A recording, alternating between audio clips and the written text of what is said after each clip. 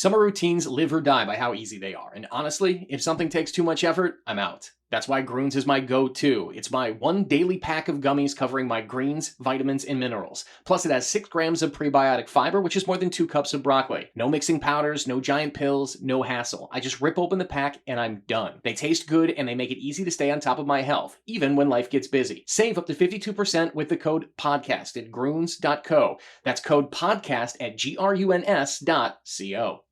Hi, everybody. This is Dawn Mitchell, and welcome to Dawn of Sports. This week, another really good power duo when it comes to sports, and it's sports journalism, and it's right here in Minnesota. Rachel Blount of the Star Tribune and her husband, Pat Borzi, who has written for multitude of newspapers and also MinnPost at the moment. He's written a book, Minnesota Made Me. He's also New York Times.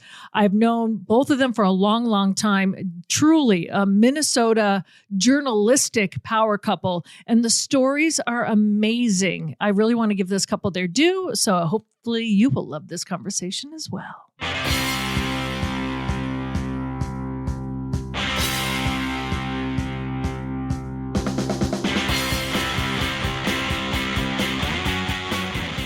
Yes, welcome back to Dawn of Sports with our star, Dawn Mitchell from Fox 9 Sports. Really hope you stick around for the interview today. My longtime colleague and fellow Olympic writer, Rachel Blount, along with her husband, Patrick Borzi, who's worked everywhere and written everything and has done a cool book we're going to tell you about later. So great interview with a couple of great people. That's one of the reasons we wanted to do this kind of podcast where we could sit down and have long-form conversations with interesting exceptional people. So stick around for that. We got to start today, though, Dawn, with Caitlin Clark. You know, I'm so happy for this. I had the day off and I was at Britt's having brunch with some friends, and my back was to the TV, and I quickly noticed that Iowa was on TV. But so many little girls and their parents were at Britt's, and I was so impressed. And I'm like, oh, yeah. And then all of a sudden, I kept looking over my shoulder, knowing it was going to happen at any time, that she was going to break Pete Maravich's record. And when it did, it was kind of like this surreal moment to see these little girls watching on TV. Because usually I'm in a bubble, a journalistic bubble. But to see it in public and to be part of it that way was kind of cool. I was at the Wolves game on Sunday, pregame press conference. Finch is very good with us. He comes in, he's usually very willing to explain things, take his time. And he gets up there and says, we got to keep it quick, guys, today. I got to go watch Caitlin Clark. So awesome. Yeah. And Caitlin Clark, here's the question. Is she the greatest college basketball player of all time? Numbers wise, you'd have to say yes. How can you say no? You look at winning, transforming a program, transforming a sport, putting up numbers we've never seen before, all-time leading scorer in college basketball, and she's among the nation's leaders in assists. She is a phenomenon. And I think we all love Paige Beckers. Paige Beckers is a great player. Paige Beckers is going to have a great career. But there was a time not that long ago we thought that maybe Paige is better than Caitlin. Yeah. And then for a while we're like, okay, they're both pretty even. Caitlin Clark, I mean, it's not Paige's fault. Paige is still a great player, but Caitlin Clark is unique. She's unique. And I said numbers wise because people like to break things down. Numbers wise, yes. But I also think about the pressure this young woman has had on her shoulders now and is still performing. And is still embracing the role socially. Yes. And just everything that she's bringing forward with her, I would say, even in every other respect, I would say yes. No doubt about it. I think it, just like I always say, Lindsey Whalen is the greatest basketball player, maybe the greatest athlete in the state of Minnesota. You don't have to categorize by gender. It's about achievement. And what Caitlin Clark has achieved has never been done before. And what I really love, too, is Maya Moore was there at the game. And then they had the hug after. And I totally forgot that she met her as a 10-year-old. Mm-hmm. So she said, as a 10-year-old. And so yesterday, Caitlin Clark, who just did this phenomenal thing, said, Maya's here. I'm totally fangirling right now. Yeah. That she's still fangirling. She's still that 10-year-old. And it just goes hand in hand with what we've said all along. As a 10-year-old, she met Maya Moore and got hugged by Maya Moore, and then look how it turns forward. That's one of just those circular moments that you just think is so fantastic. The Lynx had a dramatic impact on women basketball players and girl basketball players in the upper Midwest. Yes. They just did. Paige Beckers had Whalen's poster on her wall. So many young girls did. So many, and this is a great basketball. And now this is a great place to watch and recruit women's basketball players because they all grew up with this. They understand it. You know, you always say, see it, be it. Well, there's never a greater example of that than Minnesota Lynx bringing the power of women's basketball to the upper Midwest. Yes. Oh, it's so good.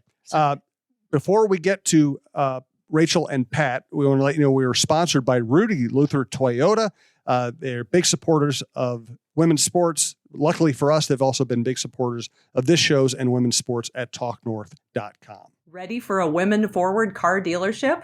Rudy Luther Toyota empowers their many women on staff in sales, management, and service. Whether you are looking for a new Toyota or pre-owned vehicle, Rudy Luther Toyota has something for everyone. Every vehicle comes with a Luther Advantage. 10 cents off fuel and car wash discounts at holiday stations, Luther Advantage warranty, and 5-day return policy on pre-owned vehicles. Located just 5 minutes west of downtown Minneapolis, off 394 and General Mills Boulevard. And they're also hiring. Want to join the team but don't know where to start? Visit rudyluthertoyota.com today. Hey everyone, it's John Krasinski from The Athletic, and on this podcast network, we have the John Krasinski Show, we have the Viking Update Show, talking Timberwolves and Vikings all the time, and some really fun adventures ready for this summer, including partnering with Defined Destinations on a wonderful trip to Spain from August 22nd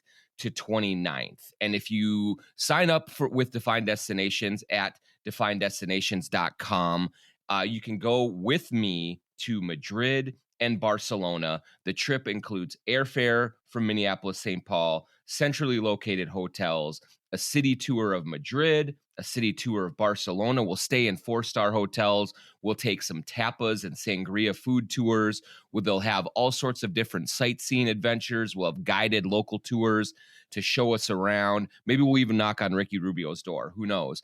But I think it's going to be a great time. You've probably heard Michael Russo talk about these trips and how much fun that they have. And so after a long season with the Timberwolves, hopefully one that goes deep into the spring and early summer, maybe you want to come with me to Madrid and Barcelona in Spain at the end of August for just a wonderful tour. I'm really looking forward to it. Again, sign up at defineddestinations.com. Look for John Krasinski's Spain trip, and I hope to see you out there. Quickly, we always mention the Minnesota Aurora every minute. We always say we have the Minnesota Aurora Minute. I would refer you back to one of our previous shows where we had a long talk with Jessica Poole, COO of the Minnesota Aurora. For today, I'll just remind you that the Minnesota Aurora are going to have Aurora Summer Camps, inaugural camp program by the pre-professional women's soccer team, which is entering its third season this year. I would go to mnaurora.com and check out the camps. If you have a child who wants to get involved in soccer, who wants to be just a part of this great story, I would sign them up for these camps. These are great people. They're going to learn about soccer, but they're also going to be just surrounded by really exceptional people. And also single game tickets are on sale now. Yes. So if they want and to they do sell out. So there is urgency. Go get those tickets right now. The only other women's thing I wanted to bring up was congratulations to the Gopher women's hockey team surviving Minnesota State Mavericks. So they next will go to the WCHA Final Face-Off, which is also at Ritter. They're number 4 in the country, and they're going to host number 2 Wisconsin. That's coming Friday, March 8th, 4:30. It's going to be a huge game. So I know March Madness things get lost in the shuffle, but. Right. Congrats to them. And also, Kirill Kaprizov, 300 career point, a hat trick to beat the Sharks. So lots of good going on there too. Hopefully they can keep that rolling because they've been streaky. Yeah, they're done. Yeah. Nice to see Kirill have a good game, but they're done. The Minnesota PWHL team wins at New York. They move back into second place in the standings. We've talked about before, we've had Natalie Darwitz on this program. Highly entertaining game. Really cool to see him play in the X. And guess what? They're also good. Mm-hmm. Excellent. All right. We're going to get to it. We want you to hear, I've covered a million Olympics with Rachel Blount. I've known Pat for a long time. Pat has written a really cool book, Minnesota Made Me. I highly recommend the following conversation.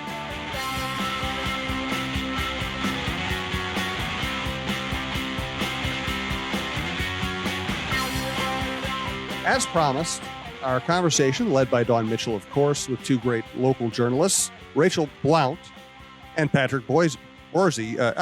How about that? I was so concentrating so much on I got Rachel's name exactly right that I screwed up the easy one, Borzi. Patrick Borzi. Want to take another shot at that one, Yeah, Max? Patrick Borzi. Don't All go. right. Dawn, take this away before I screw up anything else. It's okay. For you back home and everyone listening, wondering why I was teasing Rachel that someone was correcting me on how to say her last name, and I've known her for years. Like, no, the basketball player pronounces it Blunt. And I'm like, right, but I know her and it's Blount. So I was just telling Jim that story. So I got in your head, didn't I? It was so funny. Everybody's name is not pronounced the same. A name can be spelled the same way and pronounced two different ways. This is a common thing. Exactly. Coming from Dawn, who people spell my name D-O-N. So I get it. I understand. Yes. I get it. Well, joining us today for all of you listening at home is Rachel Blount, Pat Borzi, and I wanted to invite you both on, both prolific writers, especially here in the Twin Cities. But earlier we had a podcast where we had Ron Johnson and his wife, Shawnee Marks Johnson. And I said, there's a lot of sports, what I call power couples, in the Twin Cities that I quite frankly don't think people get enough attention to. And I've spoken to you both separately about this in terms of careers and the work, the body of work you both have done individually.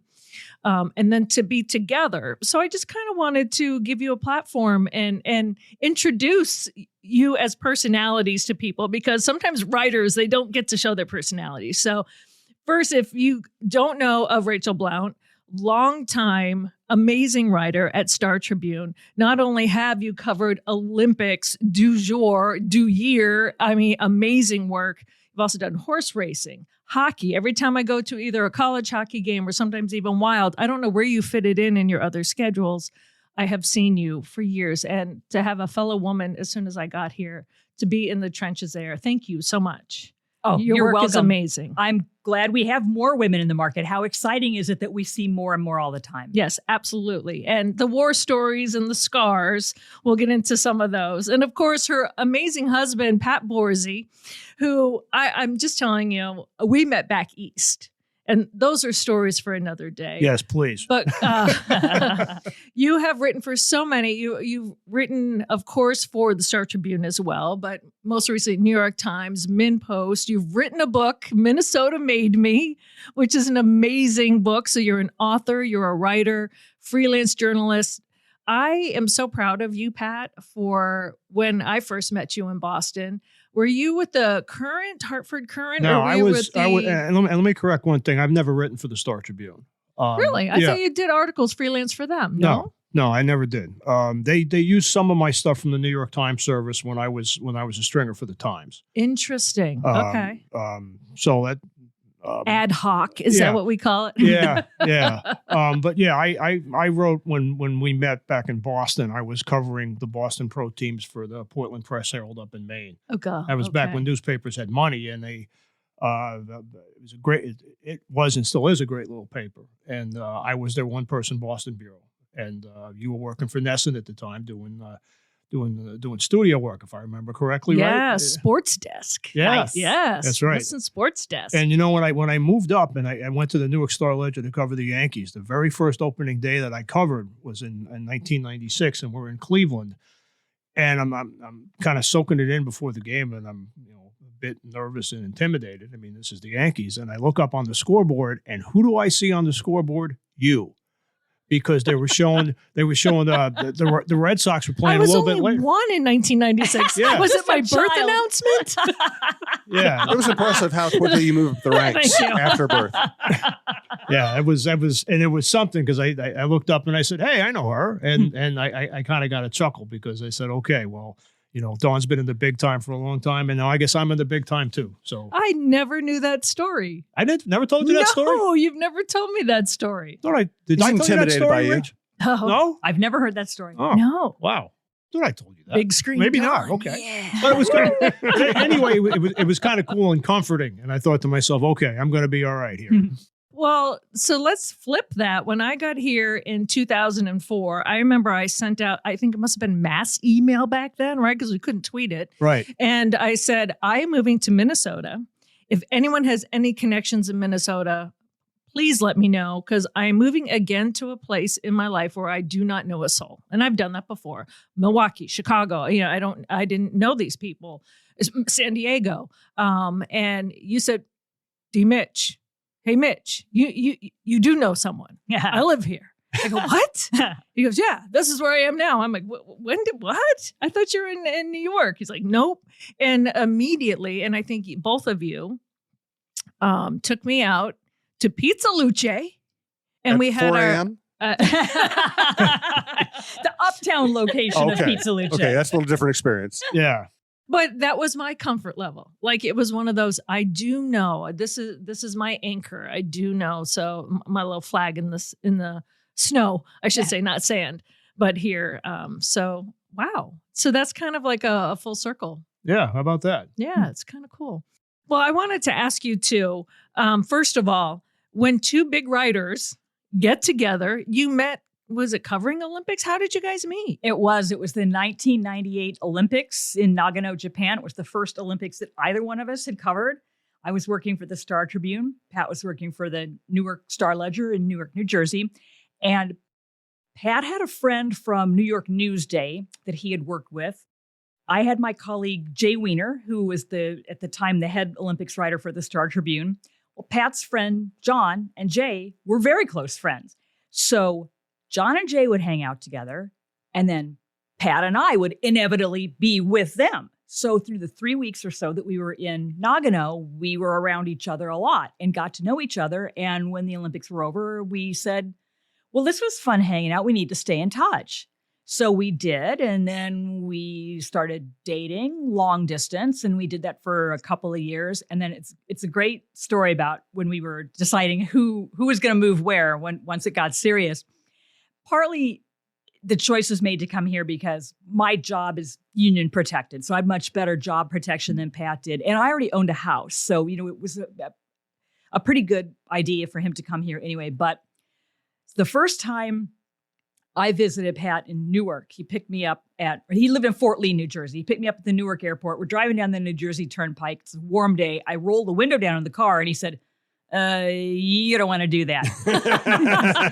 We're driving past these rusted out factories, and there's smog in the air. And I'm like, oh, okay. I roll it back up, and he turns on the air conditioning. The first time he visited me in Minneapolis, I pick him up at the airport. I live in South Minneapolis. So we drive to get to my house. We drive past Lake Nokomis and down the parkway. And he's looking where he said, my God, how much do they pay you at the Star Tribune? This is like a really wealthy looking neighborhood. I said, no, this is middle class Minneapolis. So our drives from the airport to each other's homes were so different. And that kind of cemented that, it's probably a better choice to be here than there. Pat, I've always known that you were smart. All right. So this just kind of doubles down on it. And I do remember when I was saying, how'd you get to Minneapolis? You said, well, I married a woman from Minnesota who lives in Minnesota from Iowa, but I'm going there. And back then, it was hard pressed. And I'm speaking from personal experience to have anyone that you're dating have you move for them. The guys never moved in my experience for women. Yeah. Usually it was the other way around. Well, it's expected that you move. I'm the man. So when that was like my first light bulb moment, like, oh, men like that do exist. At least one. Yeah. Could be a unicorn. Yeah. Well, as Rach said, you do the mental matching column and, pros and cons, and it lined up for a whole lot of reasons, and some of the ones that we're talking about, and some other ones that I'll keep to myself. But it was the easiest call I ever made and the best call I ever made. So, and here we are, 20-something odd years, and what has then happened in New York and other places validated the decision that I made at the time for the right reasons, and. Rach has had a fabulous career, and it just made too much sense.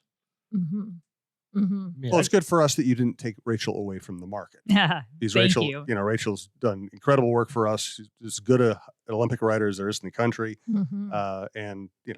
so it's just been great to work with Rachel all these years. Been great to see her work. It's been great to collaborate with her at the Olympics because it's a different, we were talking about it off the air earlier.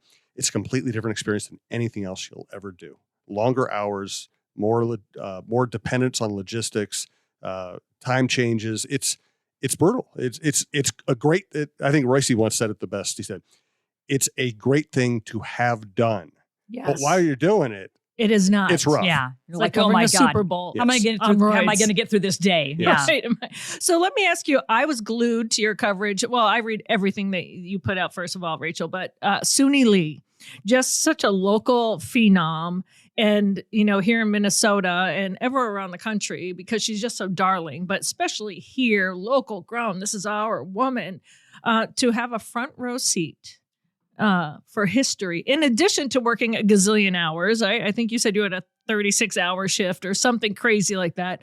How was that for you to know that you are the main spokesperson, basically, the main vehicle to get that local story right and to get it home and to cover history?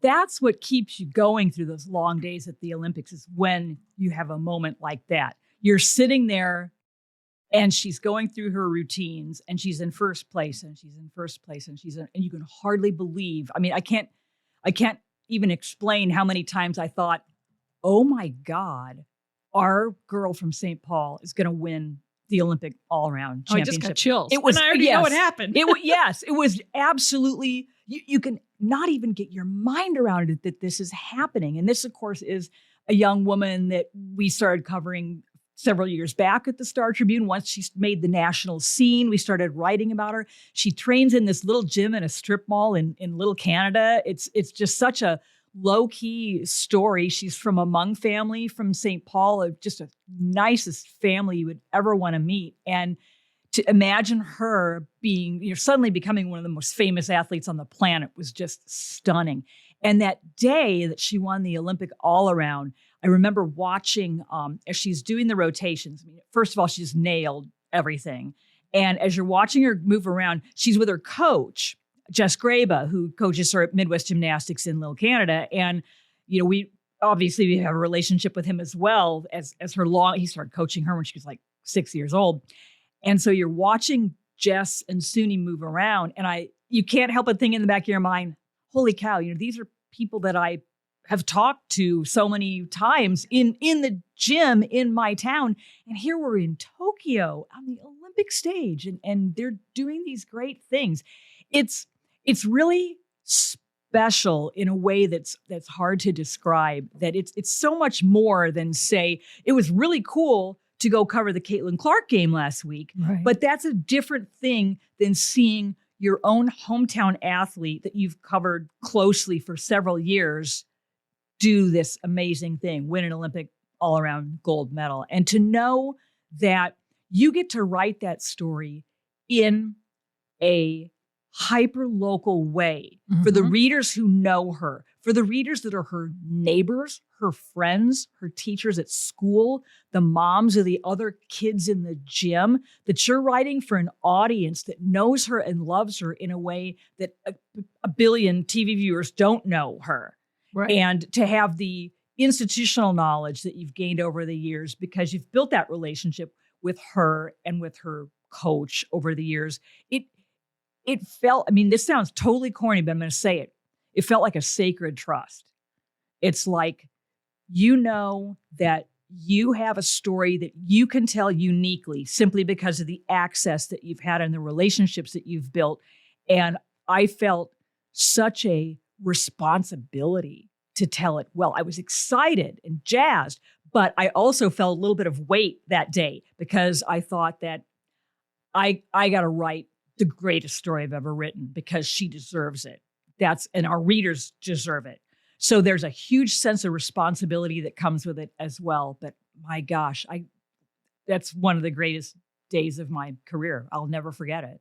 Let me set the scene because Rachel and I were working together then. And Rachel had to cover Reagan Smith early in the morning. And then the Suni Lee thing was late at night. It was COVID, which made everything more difficult. So it really speaks to not just Rachel's work ethic and expertise, but also what newspapers should do, what Yes. your local newspapers should do. We had our Olympic writer there. We had our columnists there. there were not many people in the building because of COVID. So if we're not there, then the Star Tribune is picking up an Associated Press story with none of this background, none of this expertise, and saying Suni Lee won gold, and everybody's like glancing at the headline and putting the paper down. Instead, Rachel produced stuff that people clipped and saved forever, and with background and insights that nobody else in that building would have had. And to do it, she had to work about a 27-hour shift. This is not something you can farm out to somebody else. Right. And, you brought up something, and even before you said it, I was thinking, what a burden of responsibility. Like the burden to tell the story uniquely, to the gravitas that is needed. Yes. But the inside knowledge and bring out the personality. So you're saying that, and I'm just thinking, I'm feeling it in my chest. And then you said, then I felt that responsibility. And I was like, oh, that's so much better. I was thinking the burden, that's just the yoke that's cast upon you when you have something like that to do it. Can you tell everyone, how do you, as a writer, and you too, Pat, how do you shake that off? I know in TV it's different because sometimes we have 2 minutes. I'm like, how do I do this person justice in 2 minutes? But sometimes in the written word, in a different way, the burden is bigger. Yeah, that it's like Jim said, people will save that save article. They might send it around to other people. It's something that lasts. It's more of a permanent thing. And I know in my case on that day, I had a lot of confidence in my knowledge. That helps a lot when you've been able to build the relationships over time and you really know these people and you know the situation. That helps a ton. And there's an excitement too. There's that huge responsibility, almost a burden, as you said, and yet so thrilling to know that this was in my hands, that I got to write this story. So there's a sense of I have to write this story, and then there's also a sense of I get to write this story. So really, it's kind of a half and half, and it where I ultimately land with things like that is to just let it go. I'm pretty emotional in my writing. I kind of wear my heart on my sleeve. I'm not afraid to just say, to use adjectives and to set scenes and talk about the emotions of the moment. And that was, I hoped that story conveyed how excited I was to see this happen and how incredible it was to see this happen, because I'm sure our readers felt the same way. I'm sure they felt the same sense of awe and wonder at this. So that's kind of what I relied on in the moment, is just let your emotions flow through this story and let the hugeness of the moment, don't shy away from it. Put it out there. Pat, what if I can have you put on first the journalist hat and then the husband hat? Because you're like, oh my gosh, I know that Rachel's covering this and this is a big moment. And I know you want to read her story, but you're also know what she's going through. First, as a journalist, when you read that, and it's hard to dissociate. I know oh, this is my wife. And I know she's an amazing writer, but when there's that huge story and she nailed it, give us both sides. As a husband, how proud, and also as a journalist, yes. Well, let me think about this one a second, because, Rach,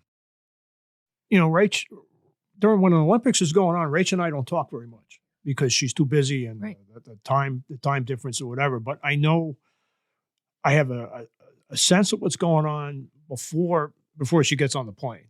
And as the thing's happening, I have this sense of trust that, Rach is one of those people that rises to the moment. And I know the story is going to be fabulous. The wonder is it the direction she's going to take, because, the Suni Lee stuff, Jim and I have talked about this, and I've talked about this with other people, that 27-hour day that he talked about, beginning with Reagan Smith winning a medal in the morning, and then writing multiple versions of that, and then multiple versions of Suni Lee winning the gold medal. I'll go to my grave saying this. hopefully not soon, but I will go to my grave saying this, that no one in this market has had a day, no sports person in this market has had a day like that. To being able to write story after story after story and to cover as well as she did, and to do it for that long a period of time. I don't believe any sports person in this market has had a day like that was as high level and productive as she did that day. And I don't think that a lot of people really realize how much went into that, because probably 90% of that was done before the day even happened.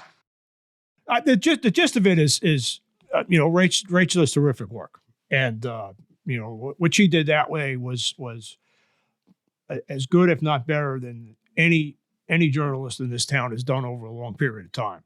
And it's fun to read her stuff after a big event, because she'll, besides the fact that it's really well done, that there's always a little surprise in it, something that I didn't expect. And as someone who's, I've covered World Series, I've covered Super Bowl, so I have a sense of what it's like to kind of immerse yourself in the moment and just let the emotion and let that sense of wonder kind of wash over you, and then let it come out in your story. So I have a sense of what that's like. It's to see Rach execute it as well as she does, of course I'm going to be proud of her. But even if I was just a normal reader and didn't know her, I would have the same sense of wonder and the same pleasure and gratitude to read it, because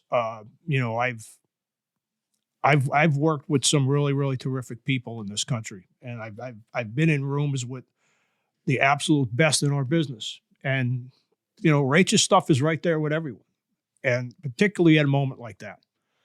And she's looking down. I'm embarrassing. Yeah. Well, that's what this podcast is about. Yeah. Because now I'm going to give her an opportunity to embarrass you. So, turnabout is fair play. I'm going to flip the script. So, Rachel, when we all know that Pat is an amazing writer, doesn't matter what city, when he says, I'm going to write this book, which I look at all the pictures of you holding that book too, Pat, and like you're just beaming. Writing a book is totally different than writing a story, writing a column, right? And then getting it published and then having to do the PR for it. So what do you, love most about Pat's writing, and especially to take on the daunting task of writing a book? So Pat wanted to write a book for a long time. It's something that he talked about, but he didn't want to do it just to do it. It had to be the right book. He had to get the right idea.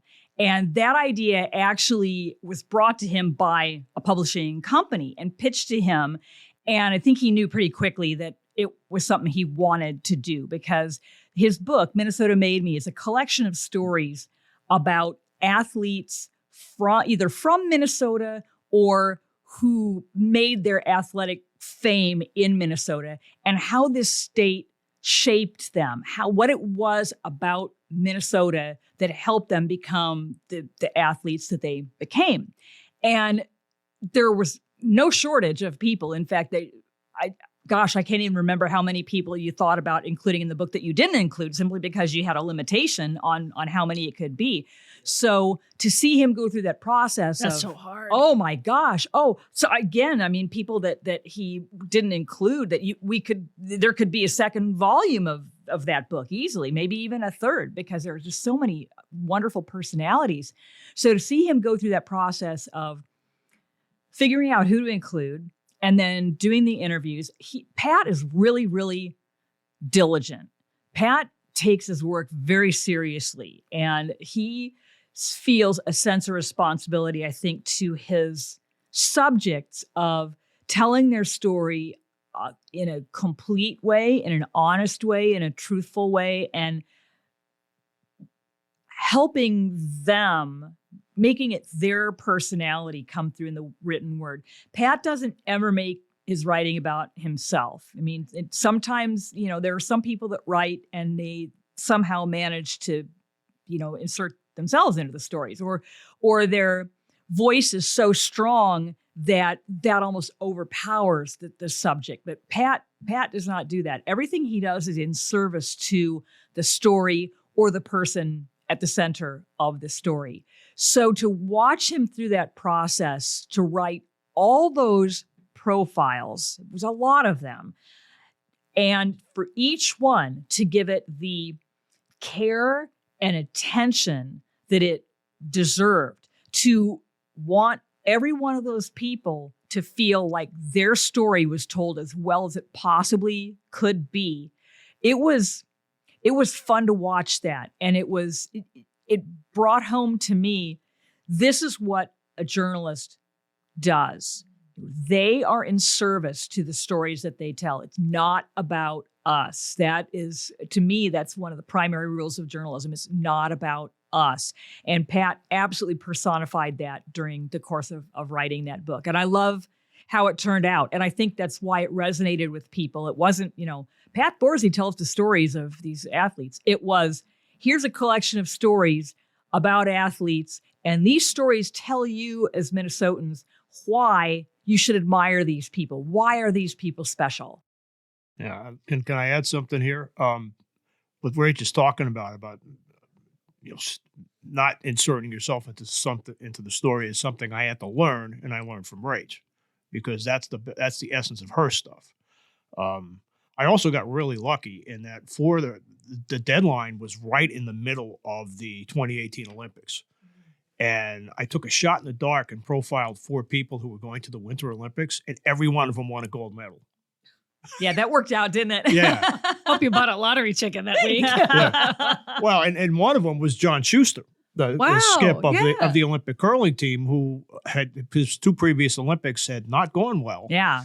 And his gold medal was something of a miracle. Right. Yeah. I mean, it was just a phenomenal story that. A Borzi touch. Yeah. There you go. Yeah. Right. Yeah. And let me tell you something. An Italian from New York had to learn how to step out of a story and not just cover it with voice and nonsense and belligerence and all the stuff that makes New Yorkers obnoxious to people. I don't think you give yourself enough credit. I just want to say that. Agreed. Yes. It's easy to just toss that aside, but I'm looking at Jim, I'm looking at you, I'm looking at Rachel. I mean, all 3 of you, like we talk about the rooms that you sit in and greatness of writing, you all bring to the readers what should be brought. Yeah. Whether, and Jim especially, we've talked about this, whether people like what you write or not, someone out there is thinking it. It's a voice that needs to be expressed. Whether it's a fan, whether it's an athlete, and you had the burden of, you got to write. You got to write for so many people and to tell their story. That's an honor. Yeah, and it was a lot of fun talking to a lot of different people, and some of them were people like Paul Molitor, who had gone through some personal struggles and had learned from them, and the lessons that he imparts now to kids. And there were some fun ones too. And they were all fun. And there were some that were, they're all fun and they're all interesting. And some of them took me in a direction that I wasn't expecting to go. It was a cool project. And yeah, Rach is right. When we started with a list of like 70 something names, and we could very easily, maybe if the book had sold more copies, I'd already have done a volume 2. But they're But you still put yourself out there. That's the hard part. Yeah, well. And you're right, Don, about the promotion and the PR that you do too. So much. Yeah, he made appearances, where they at bookstores and stuff, and you did a reading at a library. I just in fact not just a couple of months ago did one down at the library in Albert Lee with some very nice folks, which was pretty cool. So let me ask you. I know with me, sometimes on my off days, I want to get away from sports. It's like I tell my friends, some days, I want to go to the game on my off day. I want to go to the wild game and, cheer for 10 goals. Like I can cheer, right? Because I'm not in the press box. But some days you just want to get away with it. So when you're married to someone who's also a sports writer, please tell me that there are some days it's like, no, we're not talking sports in this house, or do you not have that rule, or how do you get away from it? Or don't you? We do not have that rule. Oh. And in fact, we talk a lot. We watch a ton of sports in our house. We frequently have a game on television. But not always. Not always. No, that is true. That is true. But we frequently do, and we engage with it. We talk sports all the time. I mean, we really do talk a lot about sports. And, things like we'll be watching a basketball game and we're both yelling at the TV. We're saying, oh, no, watch out for that screen, or oh my God, they dropped into the zone. What a terrible mistake. What a bad call by that coach. And we're analyzing constantly. The two of us, we find ourselves doing that, talking about, well, if I was coaching that team, here's what I'd be doing now. And we'll go back and forth like my mother. like that. Yeah, I think the guy in this relationship probably does too much talking. I was going to say New York brought Iowa out of her shell. But we do talk. We watch a lot of sports and we talk a lot of sports. What do you do to get away? There's got to be a break. Oh yeah, we'll go to the theater once in a while. We'll go to the movies. Mm-hmm. We'll at night we watch Rocky. Mighty Ducks. Miracle. No, actually, we don't. I mean, when was the last time we watched a sports movie? It's been a while since we watched a sports movie. Yeah. Yeah, but we'll watch other things. We like police procedurals. Yeah, we're a big fan of the Law and Order franchise. Oh, we will give me a Law and Order. Order. Give me an FBI. I don't care if it's international, if it's most wanted. You give me all that. We love those shows. Yeah. If you call a house on Thursday night and we don't answer the phone, pretty good idea what we're doing. Well, I wanted to bring up this topic, and I certainly did not want it to be the number one, because I don't like it when something tough that you go through defines you. And if you're open to talk about it, Rachel, one of the things I am most in awe of you, and I've known you for years, but your personal battle with cancer, and you were still, to the utmost of your energetic body would let you were still, I remember covering hockey, and there you were, and you're like, I'm going down to Mayo tomorrow, or doing the treatments. Tell us how you're doing. You look amazing. Thank you. You just look beautiful. Thank you. Please give us the update and how it was to kind of balance everything through that. I am doing great. I had my most recent scan and blood work in December and completely clear. My oncologist feels like if we can get to this July, which would be 2 years since the diagnosis, and I'm still scanning clear, that'll be a huge milestone for me. Yeah, he feels like given my kind of cancer and the way everything played out, that if we can get to 2 years, he won't be quite ready to declare it completely defeated, but he thinks that's going to be a big milestone. I officially have to get to 5 years before I can use the word cure. So my situation right now, my status is no evidence of disease. Nice. And I feel good. I'm mostly everything is back to normal. I had a few issues post-treatment because I had surgery, and then I had chemotherapy, and then I had radiation. And so I did have a few lingering issues from just the toll that took on my body. But I mean, the good news is the cancer is gone, and my oncologist is pretty confident that it won't come back. Oh, it's so amazing to hear you say those words. It's amazing to feel it, because I will never forget that day that I got the diagnosis. You can't believe it. And they caught it completely by happenstance. It was gallbladder cancer, and it was found incidentally after I had abdominal pain, went to the ER. They found I had gallstones. 6 weeks later, they took out my gallbladder, totally simple procedure. And as a matter of routine, they always send it to a pathology lab just to make sure there's nothing else going on. And they found it was full of cancer. Stop. That's how you found out? That's how I found out. There were no symptoms of cancer, no signs of cancer, no reason to believe it until they looked at it in the pathology lab after it had come out and found it was full of cancer. Thank you, gallstones. Thank you, gallstones. Our little joke that we have is the night before I had the abdominal pain, we were craving fried chicken. We went to Raising Cane's. So I ate fried chicken and French fries. And then I woke up in the middle of the night with this god-awful abdominal pain. So we always laugh about the fact that, people say that Raising Cane's isn't healthy for you. That saved my Saved your life. life. It There you saved go. my life. Hallelujah. Yeah. We're all going to Raising Cane's right now. That's right. Yeah. Oh my goodness. Yeah. So that was how I found out that I had it. And the good part was gallbladder cancer normally has a very low survival rate, about 19% 5-year survival. So that was terrifying to find that out. But in my case, they found that the cancer did not break through the wall of the gallbladder. Typically, the low survival rate is because it isn't diagnosed until it's broken through the gallbladder and gone into the liver. And in my case, it had come very close, but it had not broken through that wall. But they still, the typical follow-up is still, they go in for a major surgery afterwards and they remove 2/3 of your liver, 1/3 of your liver, the closest to the gallbladder, and all the lymph nodes in the area. And I got lucky again there. They found cancer only in one lymph node and none in the liver. So all these things were good signs that there was not any serious metastasis. So I knew right away that I was in better position than a lot of people with gallbladder cancer. And then just to make sure we got everything, I had 6 months of chemo and 6 weeks of radiation after that. Yeah, I like to tell people that's like trying to kill a spider with a blowtorch. Yes. Yeah. Yes. But the idea was, my oncologist felt like if we take all these steps, we can cure you. We can make sure that you are cancer free. And so I was willing to do all of that. Well, when you said 19%, I shuddered. Yes.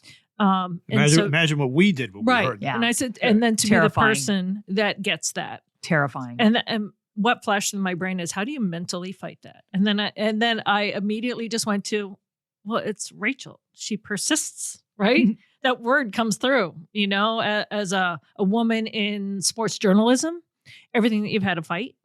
I'm getting all teary here, but,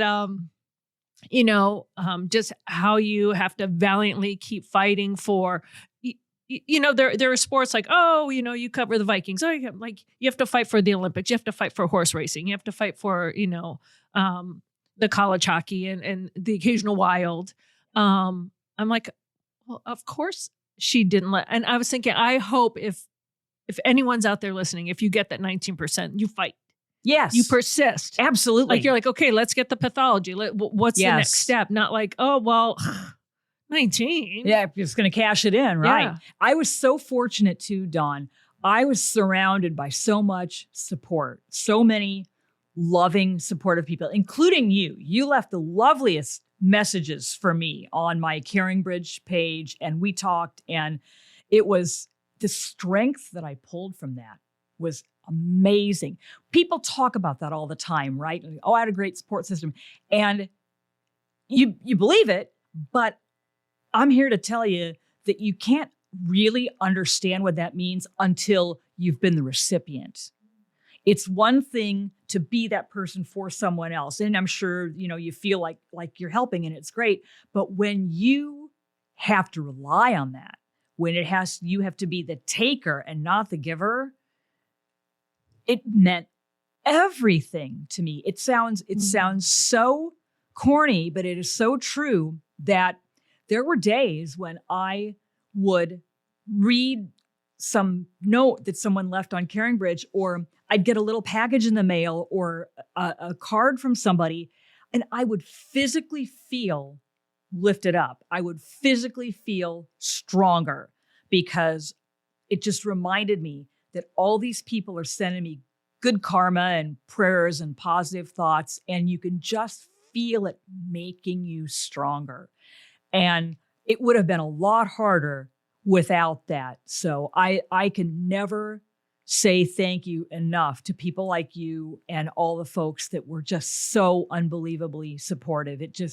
It meant the world to me. And it the people talk about how illness like this can change you. Yes. And that is one way in which it changed me. Is it really showed me in a very intimate way the value of being that helping hand for somebody, being that supportive person. You might think, and we all think this, right? Sometimes well, gosh, I bet they've got a lot on their mind. I should send them a card, but maybe they don't want to talk about it, or maybe, any gesture, I can tell you, any gesture that anyone makes of support, caring, it means so much to that person. Just don't ever underestimate how important that is and the difference it can make in someone's life.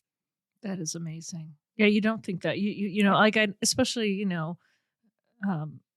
I find very kind Minnesotans. They don't want to burden you further. You're right. Yes, you're right. They don't want to bother you, I don't want to bring it up. And that's a great reminder.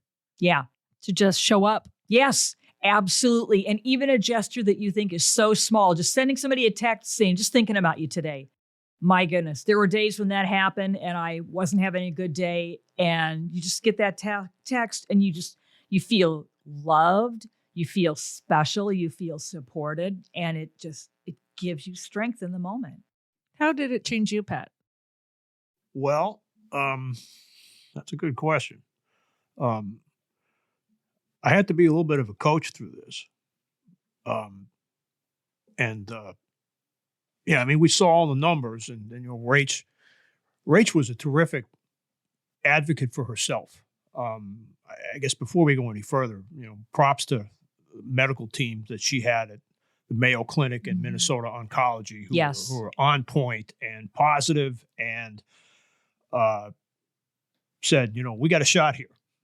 And it's a rare cancer. And so that was the scariest thing to begin with, was it was a rare cancer. So I knew that a lot of medical professionals had never dealt with it before. So we were fortunate that we found some who had. Yeah. What was the number, Rach? It was, correct me if I'm wrong, I think they said 4,000 cases a year in the U.S. and Mayo did 100. Yes. Is that right? Yeah. Okay. So they knew what they were doing. And Rach, when she got the diagnosis, Rach was her own advocate first. So she got a hold of Mayo, and Mayo was like, come on down here. And that got the thing going. And then after listening to the folks at Mayo, the numbers weren't great.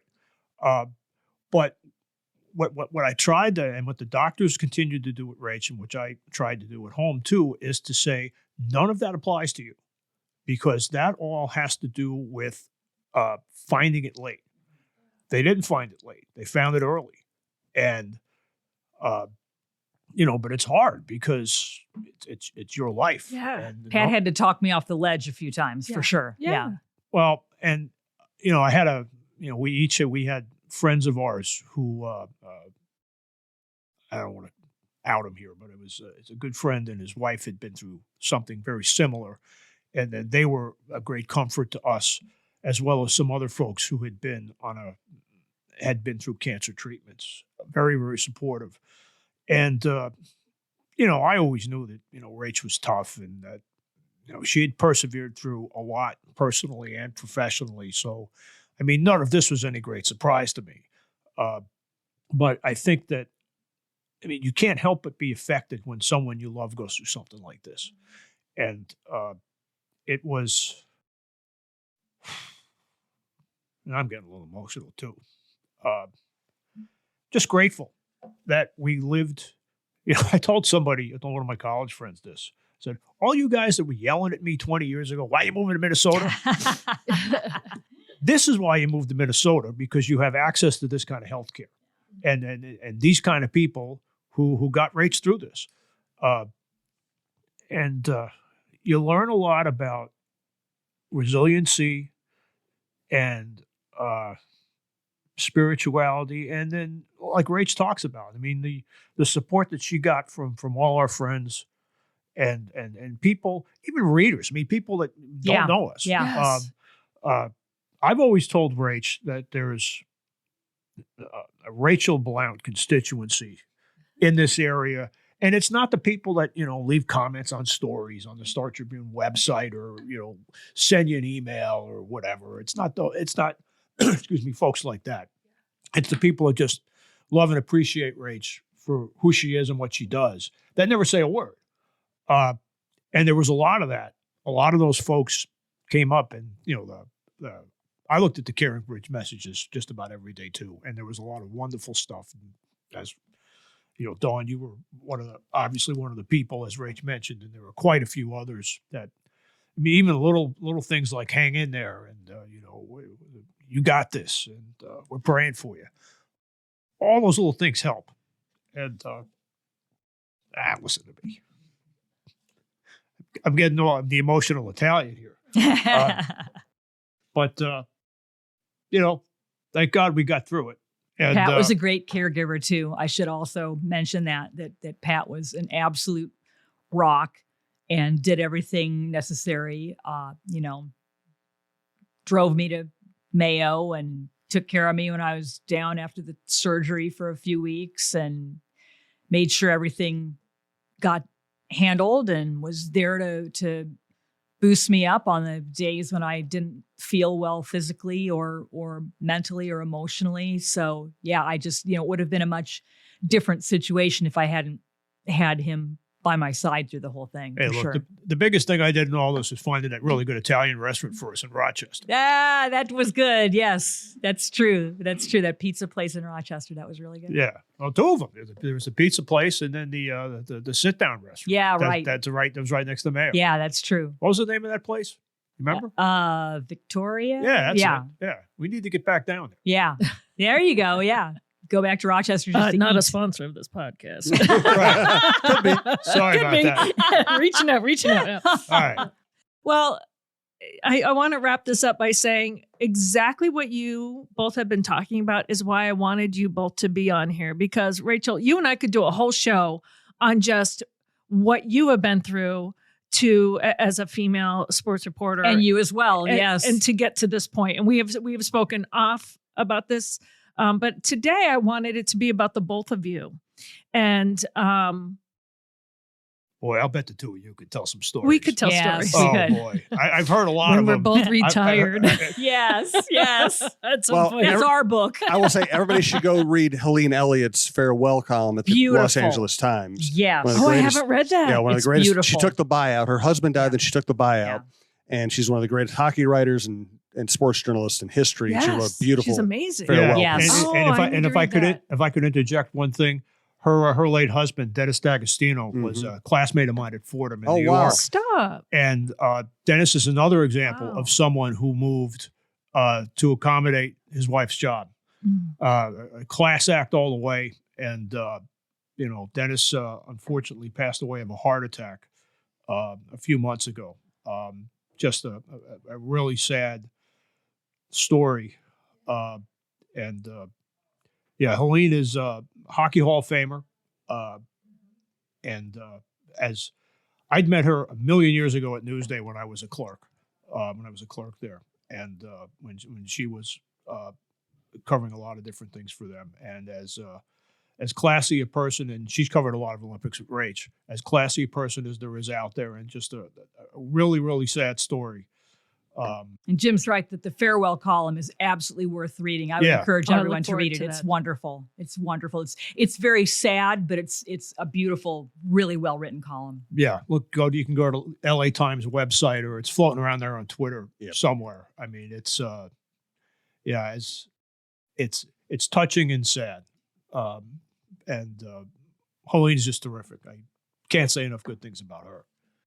Well, I wanted to put the spotlight when we first started talking about doing this podcast, and Jim knows this well, that it was very imperative for me to empower women, but not to be dismissive of men. Mm-hmm. Because it's been my experience from my dad, my brothers, my friends. And then even when I got into the profession, Pat, I was just starting out. I was like just so green, and you were always supportive, that there are fantastic men that support women and will move for them, but that's just support women. And they're not threatened by their success and their talent. And so I just wanted to chat with you guys, and thank you so much. I really appreciate you being so honest and trusting me to have you guys talk about your stories too. So I love you guys. We so wouldn't have much. done this for just anybody.